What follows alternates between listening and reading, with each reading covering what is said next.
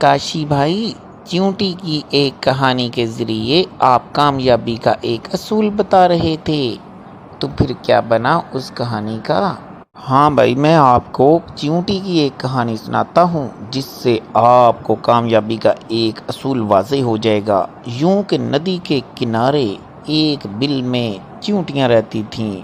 تو ہوا یوں کہ ایک سمجھدار چیونٹی نے جائزہ لیا کہ آنے والے دنوں میں اس ندی کا پانی بڑھ جائے گا اور اس پانی سے خطرہ ہے کہ وہ پانی بل تک آ جائے، کیونکہ بارشیں بہت زیادہ ہو رہی تھیں۔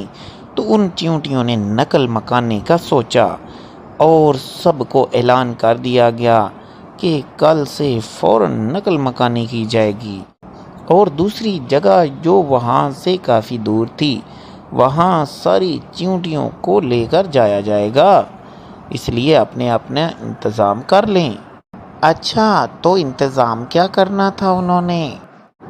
انتظام یہ کہ جتنا بھی ذخیرہ تھا غلے کا، جو دانے وغیرہ انہوں نے خوراک جمع کی تھی، اس کو بھی ساتھ لے جایا جائے گا۔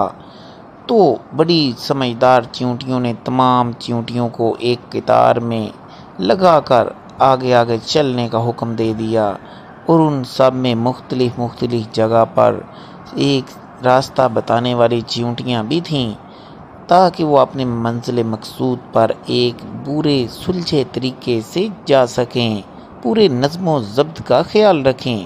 لیکن ان میں چند چھوٹے بچے بھی تھے۔ بچے بڑے شرارتی تھے۔ بچے کہتے کہ ہم تیز تیز چلیں گے۔ اچھا، تو چیونٹیوں کے بچے بھی شرارتی تھے، تو کیا شرارت سوجھی؟ نہیں بھائی، کوئی ایسی خاص شرارت تو نہ تھی، لیکن وہ چاہتے تھے کہ 3 دن کا یہ لمبا سفر تو تیزی سے طے ہو جائے اور جلدی جلدی ہم اپنی جگہ پہ پہنچ جائیں۔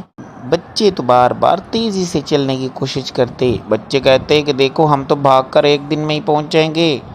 تو ایک سمجھدار چیونٹی نے جب یہ ماجرا دیکھا تو اس نے بچوں کو مخاطب کر کے کہا، یاد رکھو، آپ اپنی اپنی قطار کے اندر رہیں، کیونکہ اس طرح تیزی سے نہیں جایا جائے گا۔ یاد رکھنا، آہستہ آہستہ اور مسلسل چلنے میں ہی کامیابی ہے۔ ارے واہ، یہی تو شیخ سعدی کا قول بھی ہے، اور یہی کامیابی کا ایک اصول بھی ہے کہ آہستہ آہستہ مگر مسلسل چلنے میں ہی کامیابی ہے۔ آپ کا بہت شکریہ، میں سمجھ گیا۔